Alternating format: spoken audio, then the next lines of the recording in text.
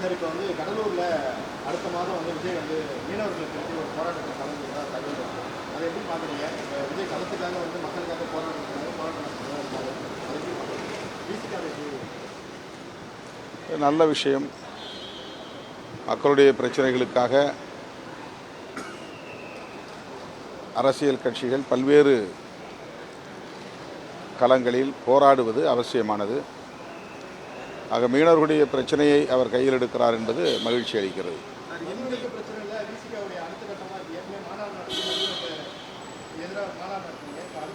விடுதலை சிறுத்தைகள் கட்சியின் சார்பில் நாளைக்கு ஒத்திவைப்பு தீர்மானம் ஒன்றை விண்ணப்பித்திருக்கிறோம். நிதி பகிர்வில்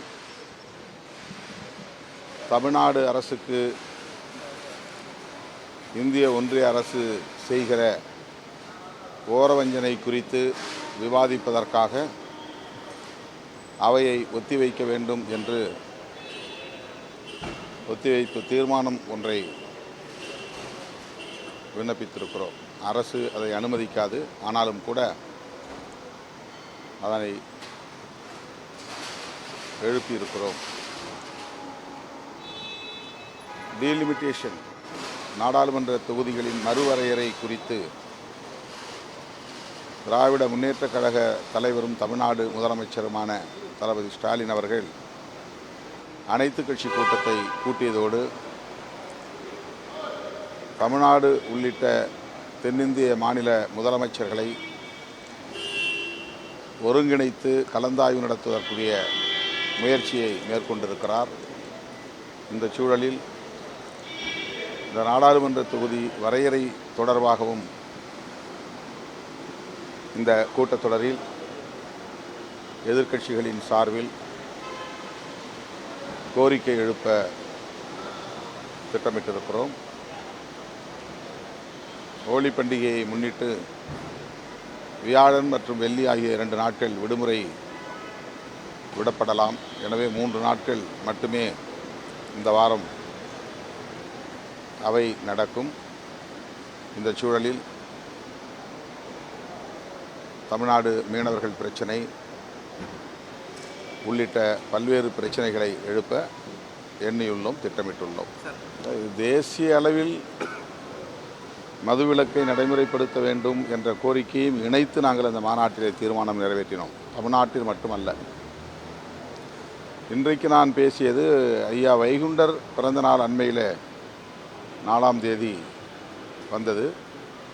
அந்த நாளை முன்னிட்டு தற்போதைய சாமித்தோப்பு அடிகளார் பால பிரஜாபதி அடிகளார் இந்த கோரிக்கையை மீண்டும் நினைவூட்டினார். அதை நானும் வழிமொழிந்தேன். ஐயா வைகுண்டர் பிறந்த நாளின் போது மார்ச் 4ஆம் தேதி ஒரு நாள் மதுக்கடைகளை மூட வேண்டும் என்ற வேண்டுகோளை முன்வைத்தேன். தொடர் பிரச்சாரங்களை மேற்கொள்ள வேண்டியிருக்கிறது. ஒரு மாநிலத்தில் மட்டும் நிறைவேற்றிவிடக்கூடிய பிரச்சனையும் அல்ல. இந்திய அளவிலும் அதை கொண்டு போய் சேர்க்க வேண்டிய தேவை இருக்கிறது. இதனையொட்டி நாங்கள் மகளிர் குழுக்களை நியமிப்பது என்ற ஒரு நிலைப்பாட்டை ஏற்கனவே எடுத்திருக்கிறோம்.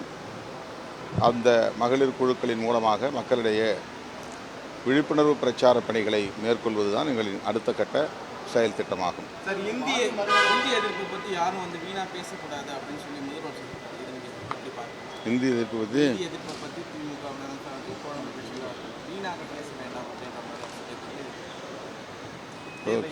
தேவையில்லாமல் பேசக்கூடாது அப்படின்ற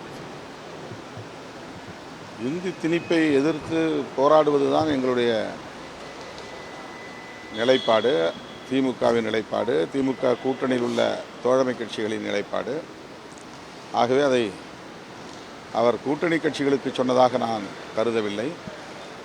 தமிழ்நாட்டில் இதை வைத்து அரசியல் செய்யக்கூடிய பாஜகவினருக்கு அவர் அறிவுறுத்தியிருக்கலாம் என்று கருதுகிறேன்.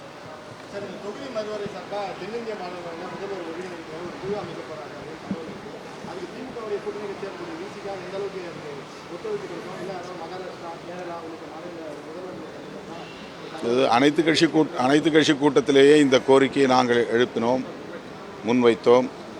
தென்னிந்திய அளவில் அனைத்து மாநில முதல்வர்களையும் மற்ற தோழமை கட்சி தலைவர்களையும் ஒருங்கிணைக்க வேண்டும். இது குறித்து அடுத்த கட்ட நடவடிக்கைகளை மேற்கொள்ள வேண்டும் என்று விடுதலை சிறுத்தைகள் ஏற்கனவே நாங்கள் கோரிக்கை விடுத்திருக்கிறோம். முதல்வர் இன்றைக்கு அந்த பெரும் முயற்சியை மேற்கொண்டிருக்கிறார். அதற்கு நாங்கள் முழுமையான ஒத்துழைப்பை நல்குவோம்.